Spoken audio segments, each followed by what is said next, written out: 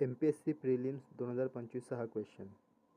यात काय दिसतंय, इथे 10 आहेत, इथे 3 आहेत आणि खाली 109 आहे.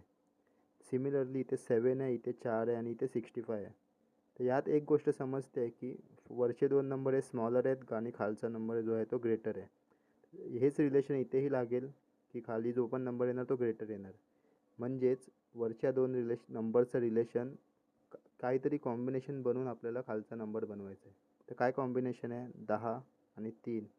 10चा स्क्वेअर 100, 3चा स्क्वेअर 9. दोघांची टोटल आली 109. सिमिलरली 7चा स्क्वेअर 49, 4चा स्क्वेअर 16. दोघांची टोटल काय येणार?